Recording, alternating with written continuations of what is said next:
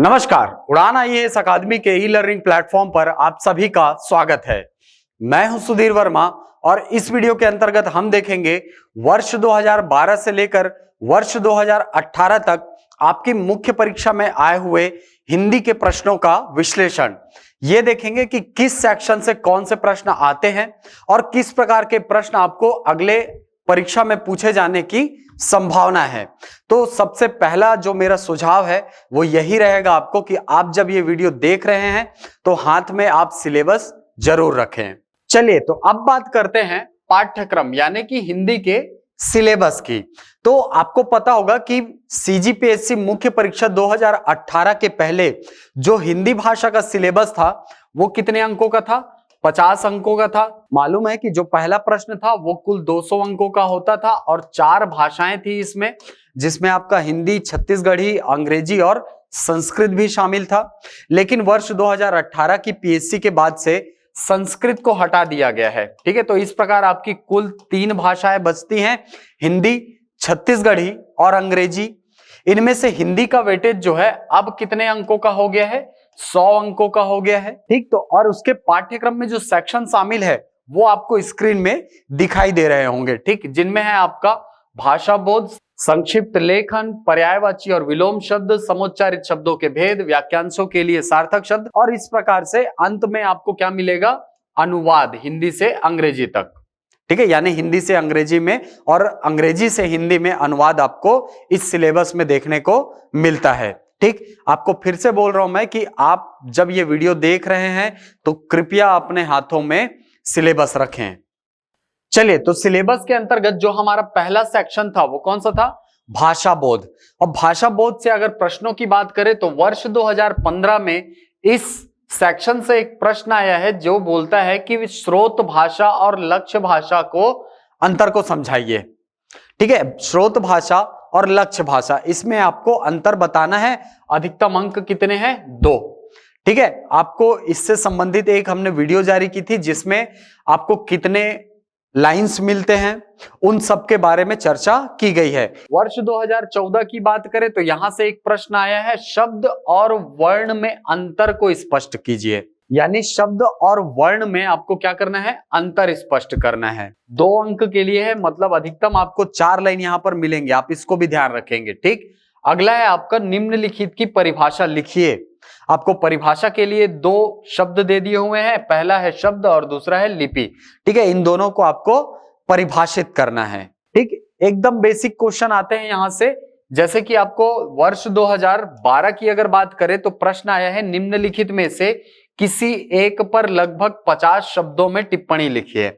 आपको टिप्पणी लिखना है लेकिन किसी एक पर। देखिए, आपको 2 टॉपिक दिए हुए हैं, राजभाषा और संपर्क भाषा। ठीक, राजभाषा आपको पता है शासकीय कामकाज की भाषा होती है। संपर्क भाषा क्या है? जो अमूमन हम लोग बोलचाल में प्रयुक्त करते हैं वही भाषा क्या कहलाती है? संपर्क भाषा कहलाती है। ठीक, इन दोनों में से किसी एक पर आपको 50 शब्द में टिप्पणी लिखना है। ठीक, अगला है आपका स्वर और व्यंजन में अंतर स्पष्ट कीजिए।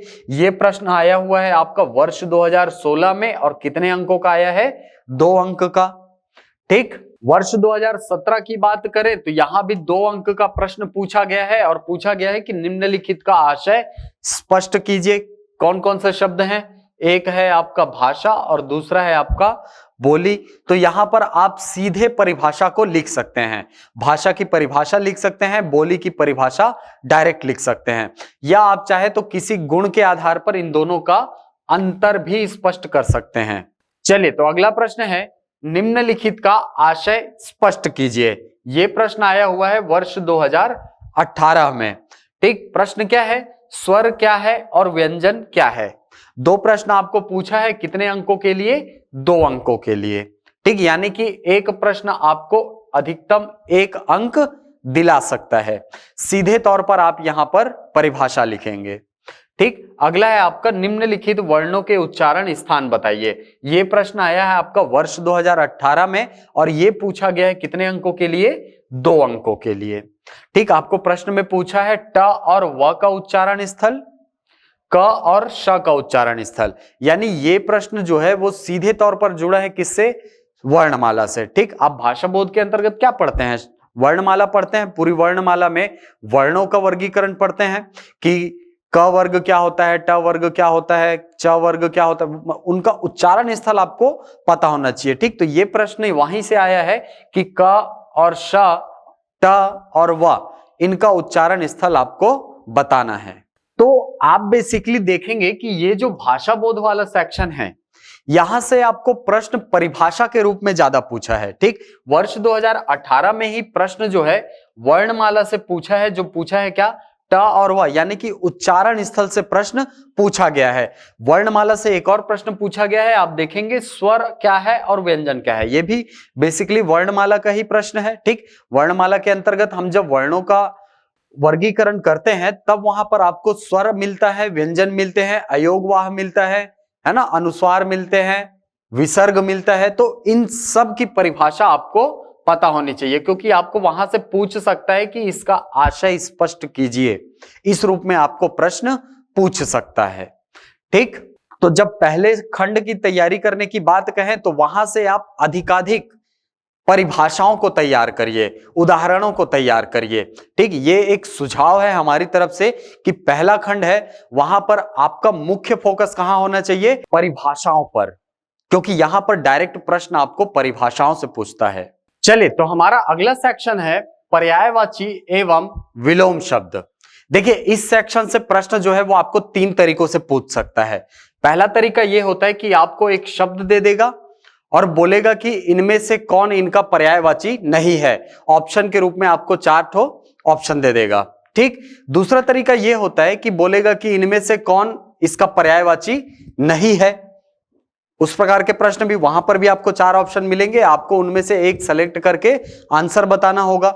और तीसरा तरीका यह होता है कि आपको एक शब्द दे देगा और बोलेगा कि इसके 2 पर्यायवाची शब्द लिखिए। देखिए, वर्ष 2018 के पहले जो प्रश्न आते थे पर्यायवाची के, उनमें आपको 4 पर्यायवाची लिखने को बोला जाता था, लेकिन वर्ष 2018 के प्रश्नों का अगर आप विश्लेषण करेंगे तो वहां आपको पता चलेगा कि उस वर्ष केवल 2 पर्यायवाची शब्द लिखने को बोला गया। आपको एक शब्द दे दिया गया, बोला कि इसके 2 पर्यायवाची शब्द लिखिए। ठीक, तो यहां पर जब आप प्रश्न देखते हैं, जैसे कि यहां पर बोला गया है बादल का पर्यायवाची शब्द नहीं है। ठीक, मैंने आपको बताया कि इस प्रकार के प्रश्न आपको पूछे जा सकते हैं, जहां पर एक शब्द दे देगा, बोलेगा कि इनमें से कौन सा पर्यायवाची नहीं है, आपको 4 ऑप्शन दिए रहेंगे, जैसे कि यहां पर दिया हुआ है, जैसे कि घन दिया है, जलज दिया है, मेघ दिया है, वारिद दिया है। ठीक, तो इसका आंसर क्या हो जाएगा, बादल का पर्यायवाची कौन नहीं होता, जलज नहीं होता। ठीक है, जलज किसका पर्यायवाची होता है, कमल का। ठीक, तो इस प्रकार के प्रश्न आपको आगे देखने को मिल सकते हैं, किसके अंतर्गत, पर्यायवाची शब्दों के अंतर्गत। ठीक है, तो इसमें आप देखेंगे कि ये प्रश्न जो पूछा गया है वो किस वर्ष पूछा गया, वर्ष 2015 में, और इसके अंतर्गत आपको कुल 4 प्रश्न पूछे गए हैं। ठीक, यानी कि ये भी आधा नंबर का, ये आधा नंबर का, ये वाला आधा नंबर का और ये भी आधा नंबर का। इनमें से जो 2 प्रश्न है वो नकारात्मक प्रकार के हैं, यानी कि आप बोल सकते हैं कि इनमें से कौन पर्यायवाची नहीं है, इस प्रारूप में पूछा गया है। देखिए, ये शब्द पर्यायवाची नहीं है, शब्द रात्रि का पर्यायवाची नहीं है, ये नकारात्मक श्रेणी के प्रश्न है। दूसरा है आपका माता का पर्यायवाची क्या है, कौन सा है। ठीक है, कौन सा शब्द माता का पर्यायवाची है। वहीं आप चौथा प्रश्न देखेंगे कि इनमें से कौन सा शब्द चंद्रमा का पर्यायवाची है। ठीक है, तो यहां पर बेसिकली आपको 4 शब्द दिए हैं, उनमें से एक शब्द जो है वो पर्यायवाची है, जबकि इस प्रकार के प्रश्नों में 3 पर्यायवाची उसके साथ होते हैं, एक शब्द नहीं होता है, एक शब्द उस शब्द का पर्यायवाची नहीं होता है, जिसको आपको पहचानना होता है। जैसे कि पहले ही प्रश्न में बादल का पर्यायवाची नहीं है, तो यहां पर बाकी के जो 3 प्रश्न हैं, यानी कि 3 ऑप्शन जो हैं वो बादल शब्द के पर्यायवाची है, लेकिन जलज शब्द बादल का पर्यायवाची नहीं है। ठीक, तो इसको बनाते समय बहुत सावधानी रखेंगे आप, क्योंकि हमारा स्वाभाविक ध्यान क्या होता है कि इनमें से कौन सा पर्यायवाची है, हमारा ध्यान इस तरफ होता है। आप प्रश्न को अच्छे से पढ़ेंगे, वहां अगर नहीं शब्द लिखा हुआ है तो आपको ऐसा विकल्प चाहिए जो उस शब्द का पर्यायवाची के अंतर्गत नहीं आता है। क्लियर। चलिए, अब वर्ष 2015 में ही अगर बात करें तो यहां पर बोला है निम्नलिखित शब्दों के विलोम शब्द लिखिए। देखिए, पर्यायवाची सेक्शन से आपको कुल 2 अंक के प्रश्न आए। अब आपको प्रश्न पूछ रहा है विलोम शब्द से। विलोम शब्द के अंतर्गत भी आपको 4 प्रश्न पूछे गए हैं और चारों प्रश्न के लिए आपको सम्मिलित रूप से कितना अंक है? 2 अंक है, यानी कि प्रत्येक के लिए आपको आधा अंक दिया जाएगा। ठीक, जैसे कि आप सदाचार का लिखते हैं तो आप क्या होता है? कदाचार। ठीक है, अग्रज का क्या होता है? अनुज। ठीक, तो इस प्रकार बहुत आसान से प्रश्न आते हैं और हिंदी ऐसा सब्जेक्ट है जहां से आप अधिकाधिक स्कोर कर सकते हैं। चलिए, वर्ष 2012 के प्रश्नों की बात करें तो यहां पर बोला है कि निम्नलिखित शब्दों के 2-2 पर्यायवाची लिखिए। पर्याय लिखिए मतलब आपको पर्यायवाची शब्द पूछ रहा है। ठीक, यहां पर आपको 2 शब्द दिए हुए हैं, देखेंगे आप, पारिजात है और दर्पण है। तो इनके लिए आपको कितने अंक हैं? 2 अंक अधिकतम दिए जा सकते हैं।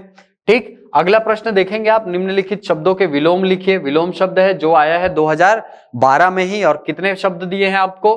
1, 2, 3 और 4। और अंक कितने? 2 अंक, यानी कि प्रत्येक के लिए आपको कितना अंक दिया जाएगा? आधा अंक दिया जाएगा। ये पैटर्न था वर्ष 2012 में इस सेक्शन के अंतर्गत।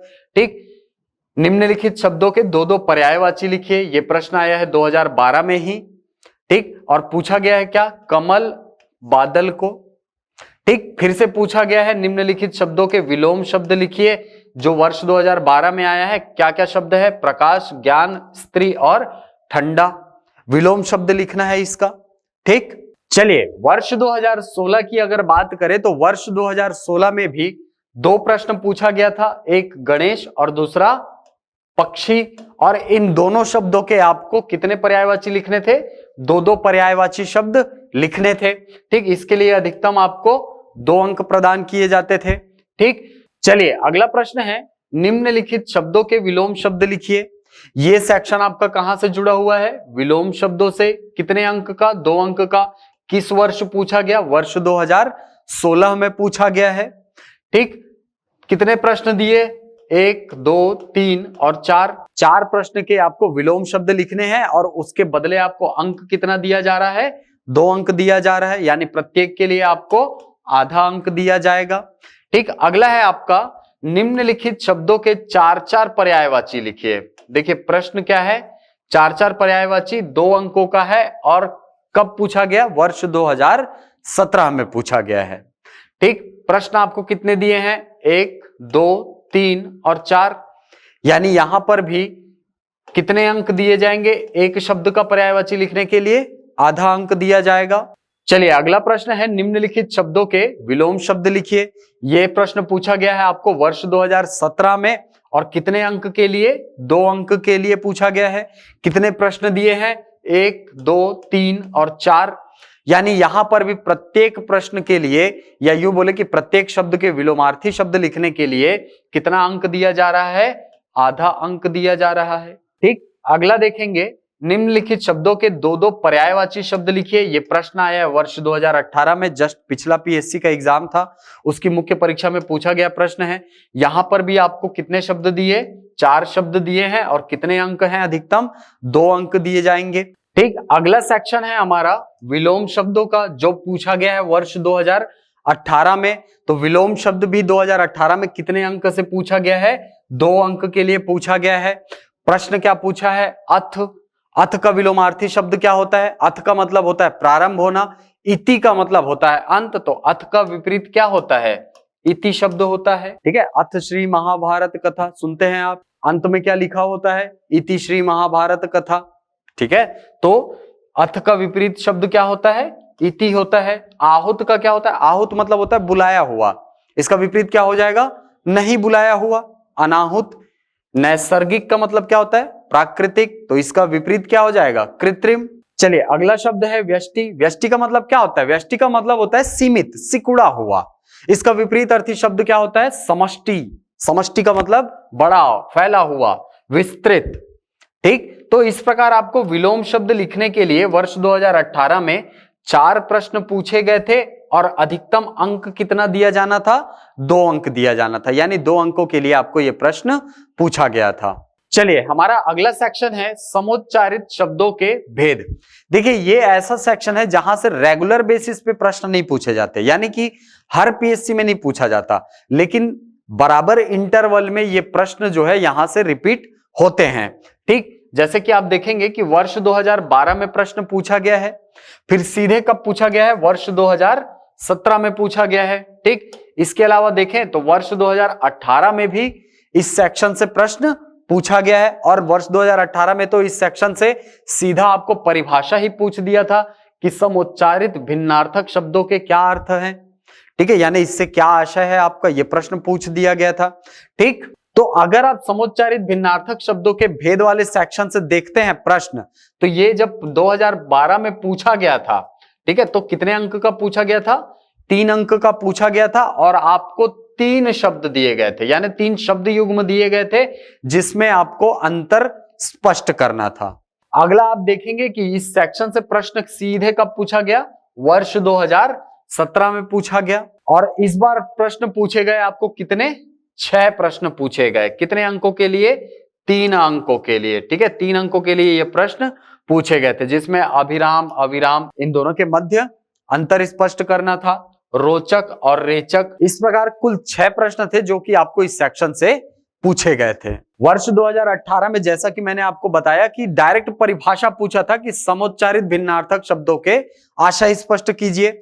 वहीं इसी सेक्शन से प्रश्न भी पूछा गया था कि अर्थभेद स्पष्ट कीजिए। आपको 3 प्रश्न दिए हुए थे, अजर, अजिर, तुरंग, तरंग और सर और शर। अजर का मतलब क्या होता है, अजर का अर्थ होता है जो कभी बूढ़ा ना होता है, जिसमें जरा नहीं आ सकती, वही अजर होता है। ठीक, वहीं अगर अजिर की बात करें तो अजिर शब्द का अर्थ होता है आंगन। ठीक है, याद रखेंगे इसको, आपने सुना होगा मंगल भवन अमंगलहारी द्रवउ सुदशरथ अजिर बिहारी, यानी दशरथ के अजिर में बिहारने वाले श्री राम, उनके संबंध में बात किया जा रहा है। ठीक, तो अजिर का अर्थ क्या होता है, आंगन। तुरंग का अर्थ क्या होता है, तुरंग का अर्थ होता है घोड़ा, और तरंग का अर्थ क्या होता है, लहर। अगला प्रश्न है आपका सर और शर। तो शर का अर्थ क्या होता है, इस शर का, इसका अर्थ होता है तीर, बाण। ठीक है, शायक, जिसको हम शायक बोलते हैं, वो भी है। ठीक, सर का अर्थ क्या होता है, सर का अर्थ होता है शीश, भाल, कपाल। ठीक, तो इस प्रकार इनके अर्थ आपको स्पष्ट करने थे। इसके लिए आपको कुल 3 अंक प्रदान किया जाना था, और प्रश्नों की संख्या कितनी थी, 1 2 3, यानी 3 शब्द युग्म दिए थे जिसका अंतर आपको स्पष्ट करना था। चलिए, हमारा अगला प्रश्न है वाक्यांशों के लिए सार्थक शब्द।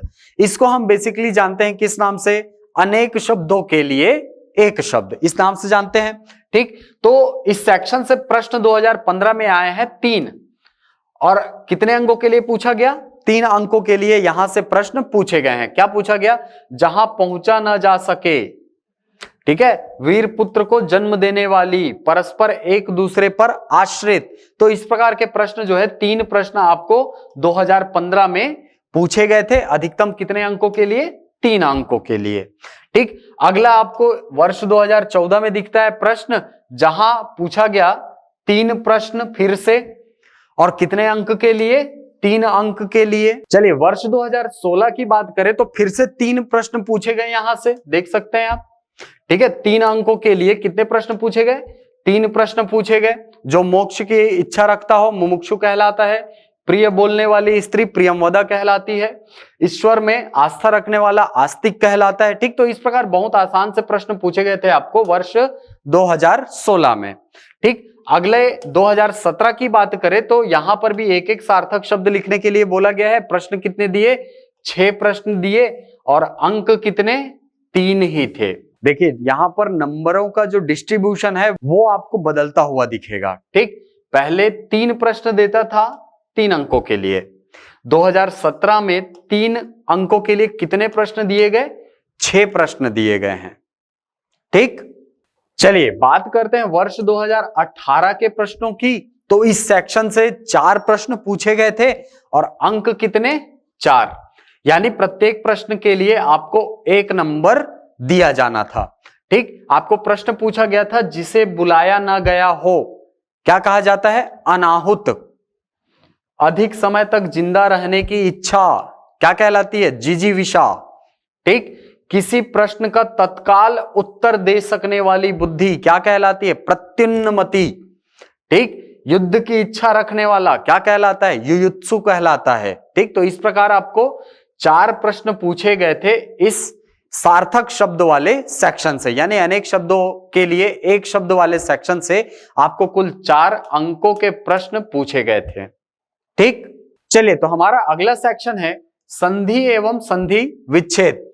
देखिए ये एक ऐसा सेक्शन है जो कि हर साल पूछा जाता है, हर साल यहां से प्रश्न बनता ही है, चाहे वो 2 नंबर का हो या 4 नंबर का, यहां से प्रश्न बनते ही हैं। ठीक, आइए देखते हैं। तो वर्ष 2012 की बात करें तो यहां आपको कुल 4 प्रश्न संधि विच्छेद करने के लिए पूछा गया है। देखिए आप देख सकते हैं जगदीश, मनोरथ, दिगंबर और चयन, ये प्रश्न आपको पूछा गया है संधि विच्छेद करने के लिए। वहीं आपको एक प्रश्न किस प्रकार पूछा गया आप देख सकते हैं, स्वर एवं व्यंजन संधियों का एक एक उदाहरण देकर उनका संधि विच्छेद कीजिए। यानी कि उदाहरण भी आपको लिखना है और उसका संधि विच्छेद भी आपको करना है। वहां पर प्रश्न नहीं दिया है आपको कि फलाना शब्द का संधि विच्छेद क्या होगा, नहीं, वहां पर आपको शब्द भी खुद ही बताना है, स्वर संधि और व्यंजन संधि से संबंधित, और उसका विच्छेद करके भी दिखाना है। ठीक, बात करें 2013 की तो यहां से फिर से 4 प्रश्न आए हैं, आप देख सकते हैं संधि करने के लिए 1, 2, 3 और 4 शब्द आए हैं, चारों में आपको क्या करना है, संधि करना है। ठीक, वर्ष 2014 की बात करें तो यहां पर प्रश्न आया है संधि विच्छेद से। ठीक, 4 प्रश्न पूछे गए आपको, महोत्सव, सदैव, न्यून और गायक। ठीक, ये प्रश्न आया था आपका 2 अंक के लिए, याद रखेंगे इसको। 4 प्रश्न पूछा है आपको 2 अंक के लिए वर्ष 2014 में। ठीक, वर्ष 2015 की बात करें तो उस साल भी आपको संधि करने के लिए प्रश्न पूछा गया था। प्रश्नों की संख्या थी 4 और अधिकतम अंक थे 2। चलिए तो वर्ष 2017 के अंतर्गत संधि टॉपिक से जो प्रश्न आए उनकी बात करें तो संधि विच्छेद से प्रश्न आया हुआ है वर्ष 2017 में।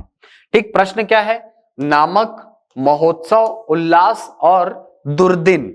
ठीक है, ये 4 प्रश्न आए हैं आपका 2017 में, किससे, संधि के टॉपिक से, और संधि के टॉपिक में स्पेशली संधि विच्छेद करने के लिए। ठीक, वर्ष 2018 की बात करें तो इसमें आपको संधि विच्छेद करना है। 4 प्रश्न दिए हैं, आप देख सकते हैं, लोकेस्मिन, नाविक, वागाडंबर, प्रत्यभिमान, ये 4 प्रश्न आपको दिए गए हैं वर्ष 2018 में। 2 अंक का प्रश्न था, प्रश्नों की संख्या 4 थी।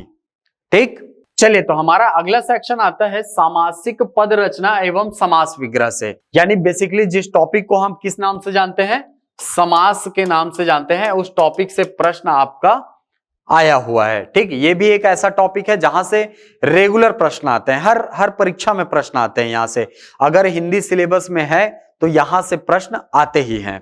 ठीक, चलिए तो वर्ष 2012 की बात करें, सबसे पहले 2012 की बात करते हैं तो निम्नलिखित में निहित समासों का उल्लेख कीजिए। यानी कि आपको समास का नाम बताना है कि इन शब्दों की रचना में किस समास का प्रयोग हुआ है। ठीक, मरणासन्न पहला शब्द है, घुड़सवार, षड ऋतु और दिन रात, ये 4 शब्द दिए हैं। कितने अंकों का प्रश्न था, 2 अंकों का प्रश्न था।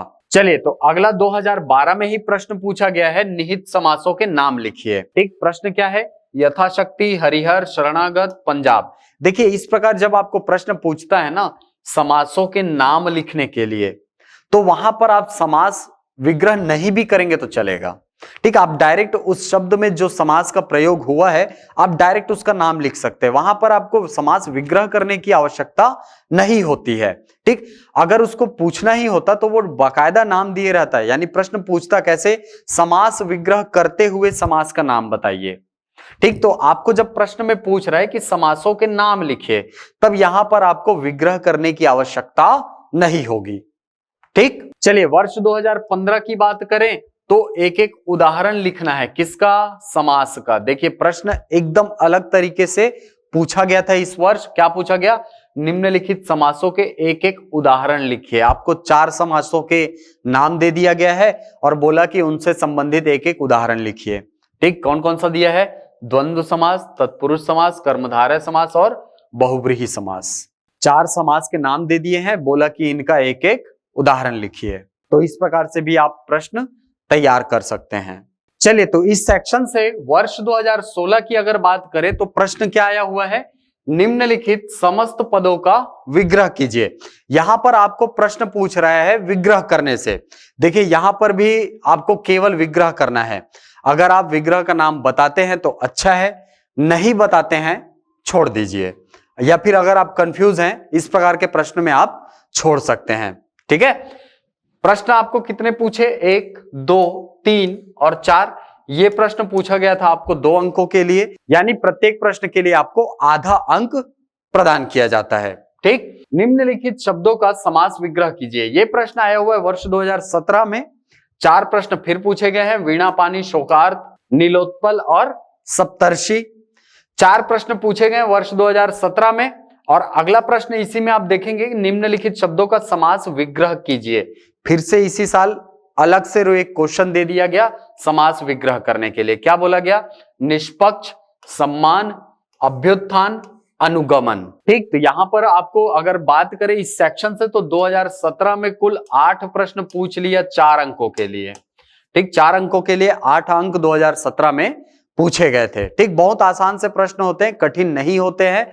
समास, संधि और जितना भी व्याकरण की संक्रिया होती है वो केवल प्रैक्टिस की चीजें होती है। ठीक, अगर आप प्रैक्टिस अच्छे से करते हैं तो वहां पर आपको निश्चित रूप से अच्छे अंक प्राप्त होते हैं। अब बात करते हैं वर्ष 2018 में आए हुए प्रश्नों की। ठीक, तो क्या पूछा है, निम्नलिखित सामासिक शब्दों का विग्रह कीजिए। विग्रह करने बोल रहा है खाली। ठीक है, आपको समास का नाम नहीं भी बताएंगे तो चलेगा। क्या पूछ रहा है, आजीवन, जलधारा, राधा कृष्ण, नीलकंठ। ठीक, तो आजीवन जो है हमको पता है कौन से समास का उदाहरण है, अव्ययी भाव समास का। जीवन भर या जीवन पर्यंत इसका समास विग्रह होता है। ठीक, जलधारा, जल की धारा। राधा कृष्ण, राधा और कृष्ण द्वंद्व समास। नीलकंठ, नीला है कंठ जिसका, बहुव्रीहि समास।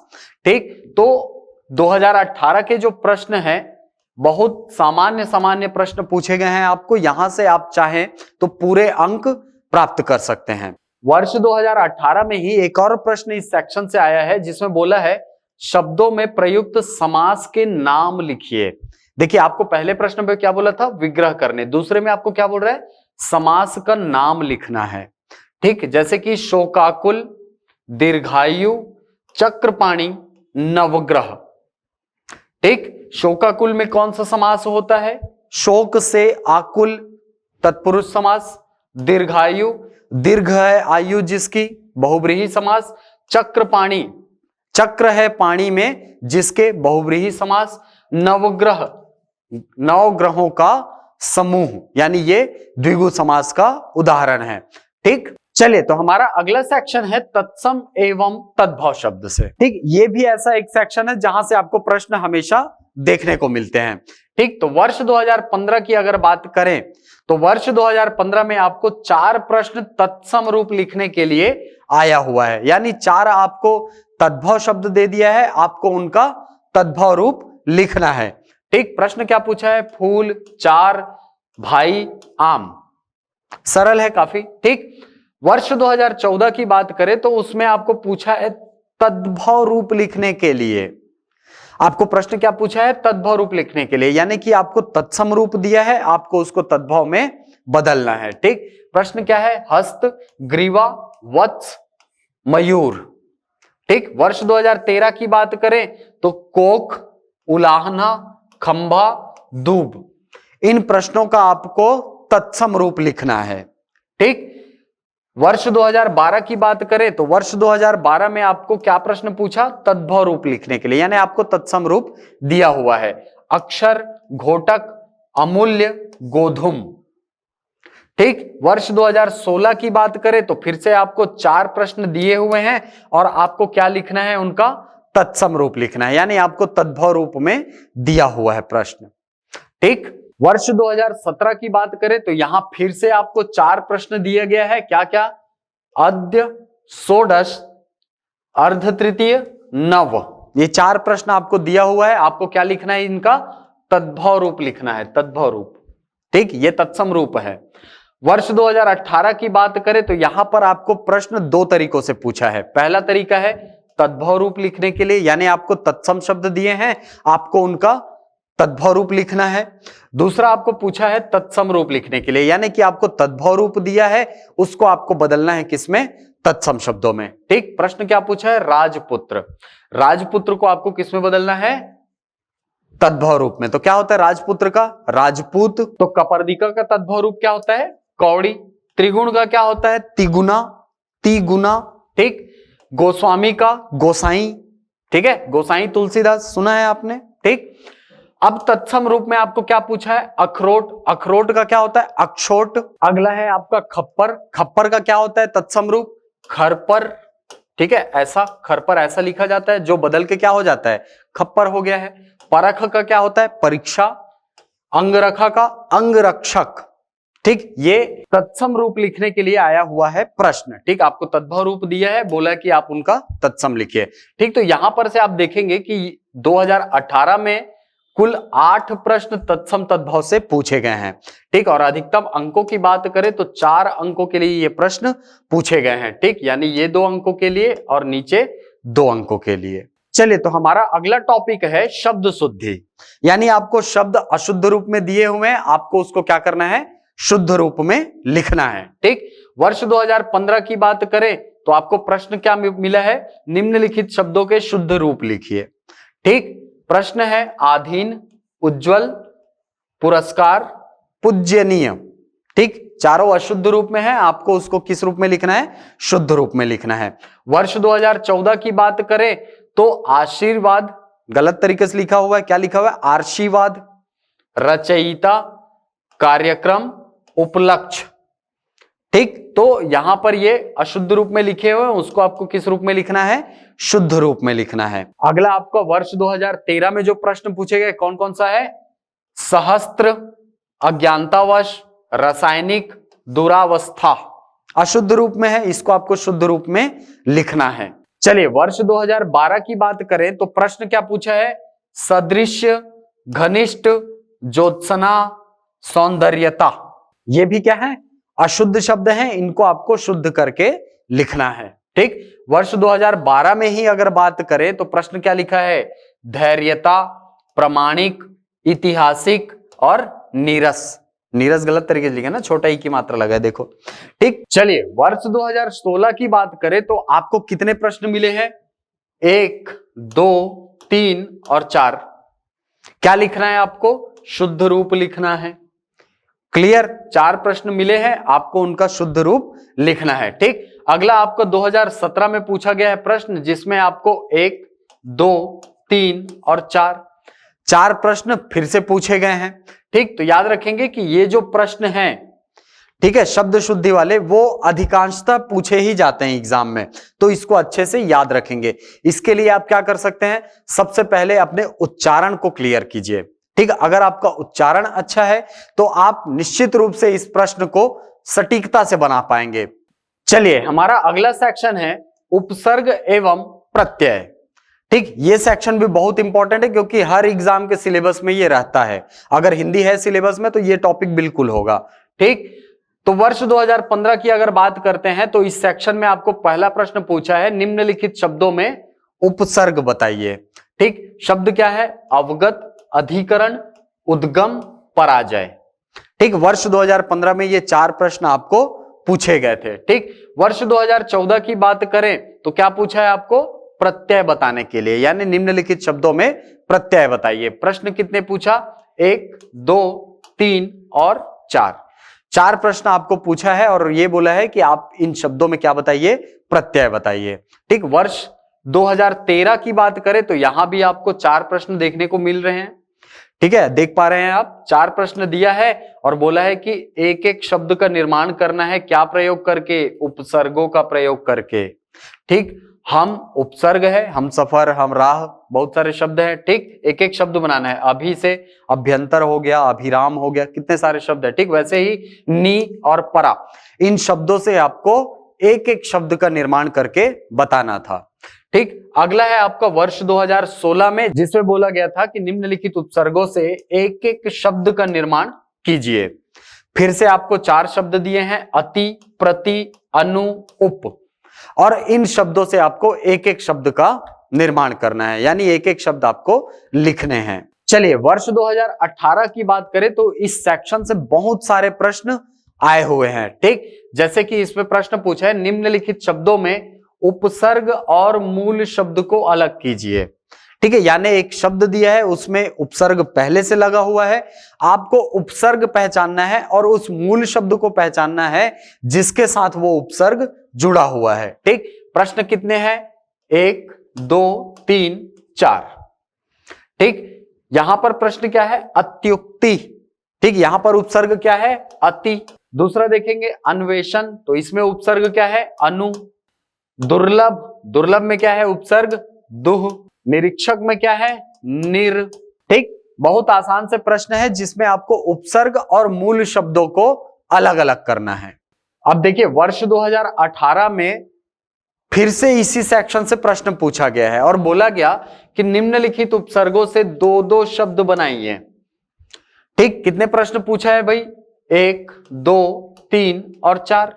प्रश्न क्या है? अति, उप, परि और सह। ये 4 उपसर्ग दिए हैं, इन उपसर्गों से आपको कितने शब्द बनाने हैं? दो दो शब्द बनाने हैं। ठीक, अगला देखेंगे आप वर्ष 2018 में ही, देखिए 2018 में ही क्या बोला? निम्नलिखित प्रश्नों के 1 या 2 वाक्यों में उत्तर दीजिए। ठीक है, देखिए ये सेक्शन को आप ये मत सोचिएगा कि इससे नहीं है, इसी से जुड़ा है भाई। ठीक, जैसे कि पूछा है क्या? प्रत्यय किसे कहते हैं? परिभाषा से पूछा गया है प्रश्न। दूसरा प्रश्न है उपसर्ग और प्रत्यय में अंतर स्पष्ट कीजिए, यह भी प्रश्न आपका प्रश्नोत्तर शैली में है। तीसरा है आपका निम्नलिखित प्रत्ययों से एक एक शब्द बनाइए। देखिए अभी तक जो प्रश्न हम लोग 2018 में देखे उसमें क्या था? उपसर्ग दिया है, उससे आपको प्रश्न बनाने हैं। लेकिन इसी वर्ष ऐसा प्रश्न भी दिया कि आपको प्रत्यय प्रश्न में दिया है और बोला कि आप उस प्रत्यय का प्रयोग करके शब्द बनाइए। ठीक, जैसे कि आपको दिया है आवट, अन, इक, अ। इन प्रत्ययों का प्रयोग करके आपको कितने शब्द बनाने हैं? एक एक शब्द बनाना है। क्लियर? चलिए हमारा अगला सेक्शन है मुहावरे एवं लोकोक्तियां। ठीक, मुहावरे और लोकोक्तियों में सबसे पहली चीज अगर आप कोई पढ़ते हैं तो आप उसकी परिभाषा पढ़िए, क्योंकि हो ना हो वहां से एक प्रश्न बनता है कि मुहावरे क्या होते हैं, लोकोक्तियां क्या होती है, मुहावरे और लोकोक्तियों में अंतर बताइए। ठीक, चलिए तो इस सेक्शन से आपको प्रश्न क्या वहां से पूछता है? अर्थ और प्रयोग से, यानी आपको अर्थ बताने के लिए बोलता है, साथ ही कई बार बोलता है कि आप अर्थ बताते हुए उसका वाक्यों में प्रयोग कीजिए। चलिए तो वर्ष 2015 की ही बात करें। देखिए 2015 में प्रश्न, पहला प्रश्न कहां से था? मुहावरों से है। दूसरे प्रश्न की बात करें तो निम्नलिखित लोकोक्तियों का अर्थ स्पष्ट करते हुए उनका वाक्यों में प्रयोग करना है। ठीक, तो लोकोक्तियों से प्रश्न इस प्रकार आपको पूछ सकता है। हो सकता है आपको मुहावरों से भी पूछ दे कि इनका अर्थ बताओ और इसको वाक्यों में प्रयोग करो। ठीक, तो वर्ष 2015 में प्रश्न कितने आए हैं देख लो, 1 और 2। अंधा बाटे रेवड़ी फिर अपनों को दे और उधो की पगड़ी माधो के सर। ठीक, इस प्रकार के प्रश्न आपको वर्ष 2015 के अंतर्गत पूछे गए हैं। चलिए वर्ष 2016 की बात करें तो वर्ष 2016 में प्रश्न है निम्नलिखित मुहावरों का अर्थ स्पष्ट करते हुए उनको वाक्यों में प्रयोग करना है। ठीक, प्रश्न है अंधे की लाठी, आस्तीन का सांप, भीगी बिल्ली बनना।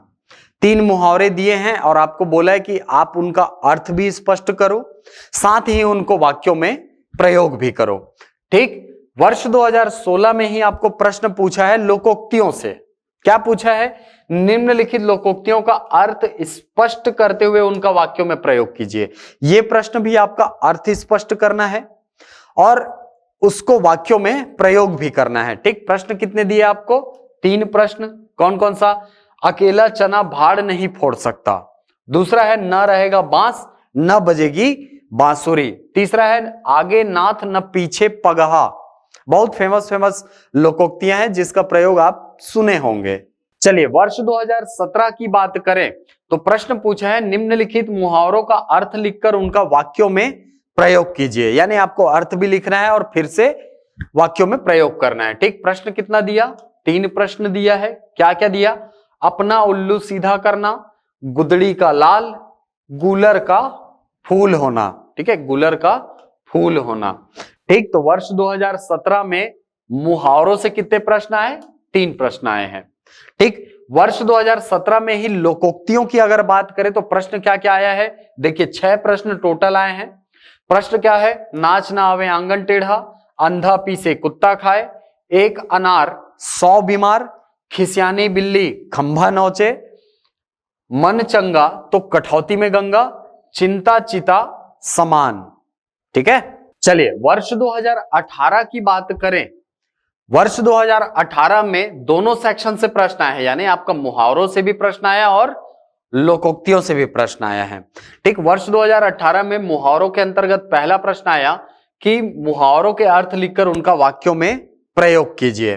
ठीक, पहला दिया बाल बांका ना कर सकना। बाल बांका ना कर सकना का मतलब होता है कुछ भी बिगाड़ न पाना, कुछ भी ना बिगाड़ पाना।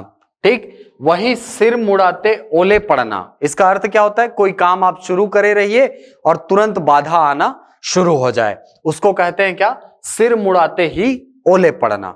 तीसरा है आपका सूरज को दीपक दिखाना, यानी किसी प्रतिष्ठित व्यक्ति को, किसी व्यक्तित्व को आप उसका परिचय करा रहे हैं तो इसको कहते हैं क्या, सूरज को दीपक दिखाना। ठीक है, या यूं बोल सकते हो कि किसी ज्ञानवान व्यक्ति के सामने ज्ञान की बातें बघारना ही क्या है, सूरज को दीपक दिखाना है। ठीक, दोनों अर्थ होते हैं इसके। लोकोक्तियों के अंतर्गत देखें तो निम्नलिखित लोकोक्तियों के अर्थ स्पष्ट। ठीक, तो इसमें प्रश्न है वही मियां दरबार में वही चूल्हे के पास, यानी बिल्कुल अपरिवर्तित रहना इस लोकोक्ति का अर्थ होता है। ठीक, जैसे कि कोई व्यक्ति है वो घर से ऑफिस, ऑफिस से घर, बस उसी को कहा जाता है क्या, वही मियां दरबार में वही चूल्हे के पास। ठीक, ठंडा करके खाओ, इसका मतलब होता है सब्र रखना। ठीक है, चलिए अगला है इसमें डंडा सबका पीर, यानी कि दंड से ही सबको सुधारा जा सकता है, ऐसा कहता है कौन, ये लोकोक्ति। ठीक है, यानी कि कितना भी कुटिल आदमी हो, यदि उसे दंड दिया जाए तो उसमें थोड़ा बहुत सुधार तो अवश्य होता है। ठीक, चलिए तो हमारा अगला सेक्शन है पत्र लेखन। मुख्य परीक्षा में पत्र लेखन का जो सेक्शन है वो सबसे बड़ा है, यानी कि सबसे बड़े अंक के जो प्रश्न है वो कहां से पूछे जाते हैं, पत्र लेखन वाले सेक्शन से पूछे जाते हैं। ठीक, जैसे कि वर्ष 2015 में आपको प्रश्न दिया, अनौपचारिक पत्र की अवधारणा को स्पष्ट करते हुए अपने मित्र को एक पत्र लिखे जिसमें यह बताएं कि आपने पिछली गर्मी की छुट्टी कैसे बिताई। ठीक, ये एक अनौपचारिक पत्र है। ठीक, जो आपको लिखना है और ये आता है आपका 8 अंकों के लिए। ये भी याद रखें कि 8 अंकों के नीचे ये प्रश्न नहीं पूछा गया अभी तक। वर्ष 2014 की बात करें तो प्रश्न पूछा है अर्धशासकीय पत्र का आशय स्पष्ट करते हुए उसका प्रारूप प्रस्तुत कीजिए। ठीक, इस प्रकार के प्रश्न जो है ना वो बड़े कंफ्यूज करते थे। पहले क्या होता था कि बच्चे सोचते थे कि इसमें आशय स्पष्ट करना है, फिर उसके बाद हमको पत्र लिख के भी दिखाना है।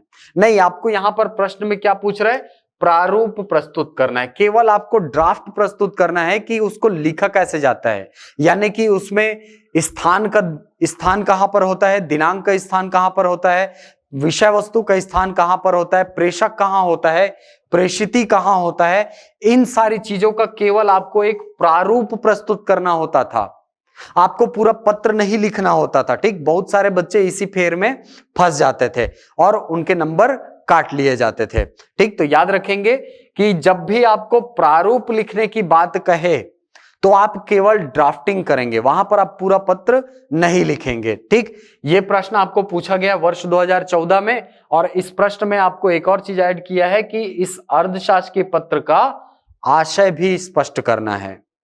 ठीक, चलिए वर्ष 2013 की बात करें तो इसमें पूछा है शासकीय पत्र किसे कहते हैं, परिभाषा पूछा है शासकीय पत्र की, इसकी विशेषताएं बताइए, विशेषता भी बताना है, एक शासकीय पत्र का प्रारूप बनाइए। देखिए फिर से ड्राफ्टिंग पूछा है आपको, जिसमें भारत सरकार के मानव संसाधन विकास मंत्रालय द्वारा प्रदेश सरकार के लिए सर्व शिक्षा अभियान के विषय में लिखा गया हो। ठीक, तो याद रखिए इस प्रश्न में आपको 3 प्रश्न एक साथ पूछे हैं। क्या क्या, शासकीय पत्र की परिभाषा पूछी है, उसकी विशेषता पूछी है और साथ ही आपको एक प्रारूप पूछा गया है किसकी, शासकीय पत्र की। ठीक, तो याद रखेंगे इस प्रकार के प्रश्न भी आपको पूछ सकता है। चलिए वर्ष 2012 की बात करें तो इस बार प्रश्न जो है, दो प्रश्न आए थे। ठीक, पहला प्रश्न था औपचारिक पत्र और अनौपचारिक पत्र में अंतर स्पष्ट कीजिए तथा अपनी आवासीय समिति की आम सभा की बैठक बुलाने के लिए सचिव की ओर से पत्र लिखिए। देखिए यहां पर प्रश्न के प्रारूप को समझना जरूरी है। क्या है? औपचारिक पत्र और अनौपचारिक पत्र में अंतर स्पष्ट कीजिए। ठीक, सबसे पहले आपको औपचारिक पत्र और अनौपचारिक पत्र इन दोनों को इस संबंध में बताना है और यह बताना है कि इन दोनों में आधारभूत अंतर क्या होता है। दूसरी चीज आपको बोला है कि अपनी आवासीय समिति की आम सभा की बैठक बुलाने के लिए एक पत्र लेखन करना है। किसकी ओर से?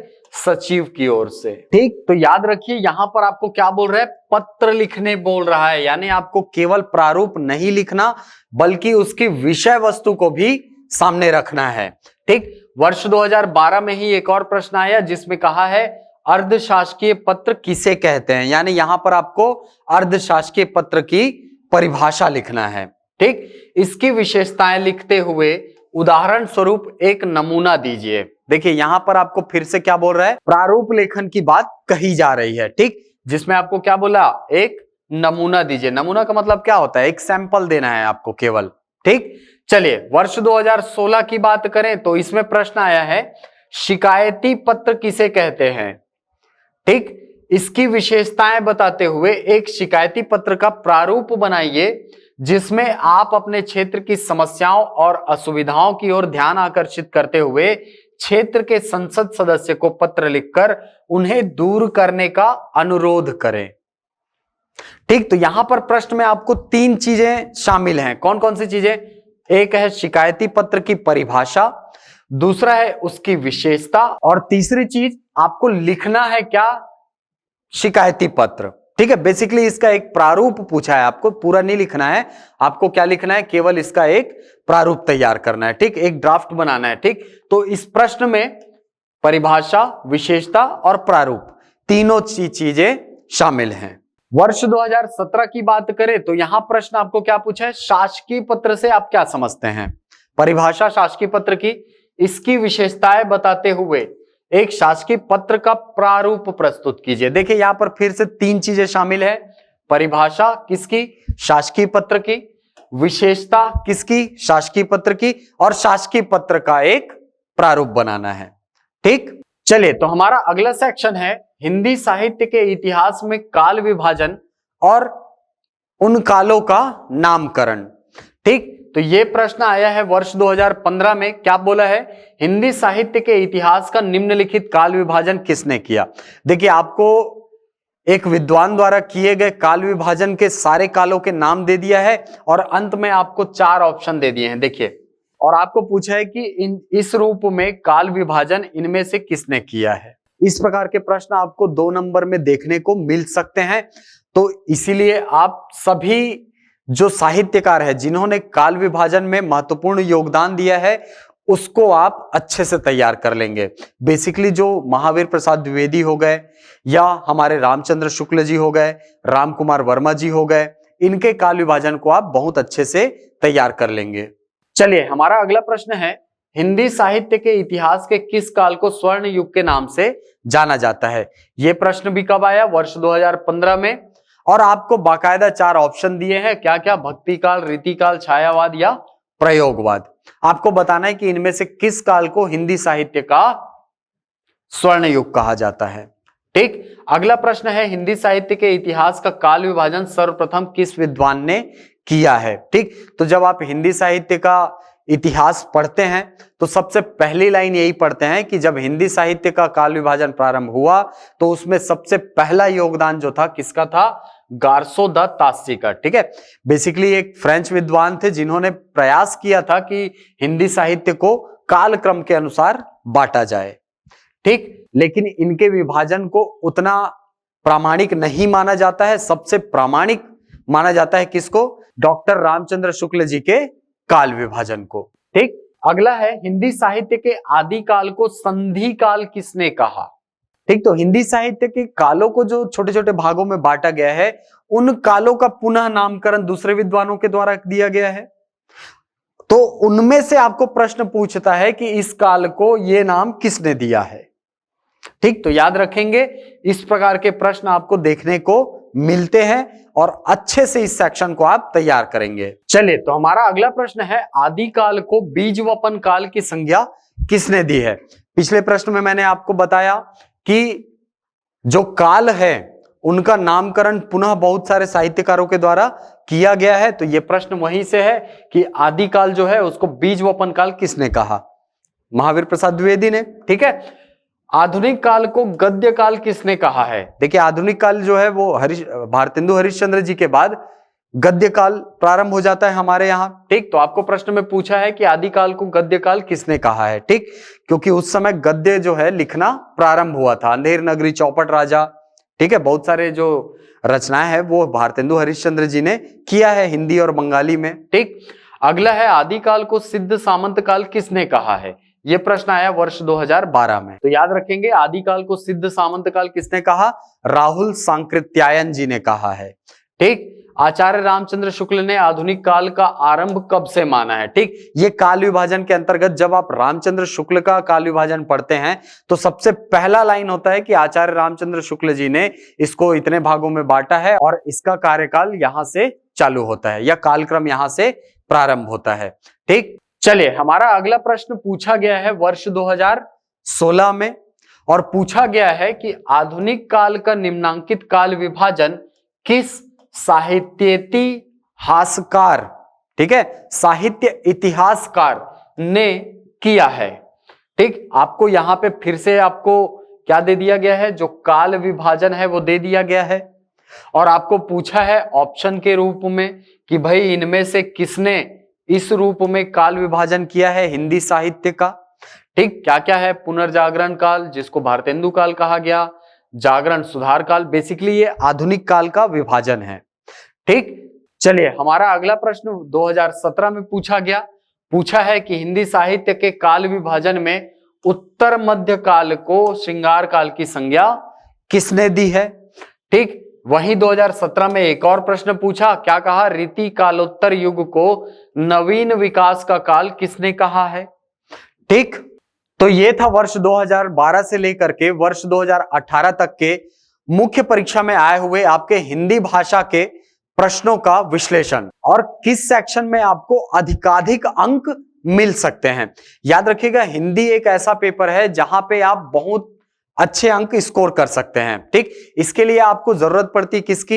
एक, प्रैक्टिस करने की और दूसरा कंसिस्टेंसी की। ठीक, ऐसा नहीं कि आप 4 दिन पढ़ लिए, खूब पढ़ लिए, उसके बाद 5वें दिन छोड़ दिए। नहीं, भाषा में अगर आपको स्कोर करना है तो आप ये एक निरंतर प्रक्रिया के तहत चलती रहनी चाहिए। ठीक, आशा करता हूं ये वीडियो आपको पसंद आया होगा। मिलते हैं अगली कक्षा में, तब तक के लिए धन्यवाद।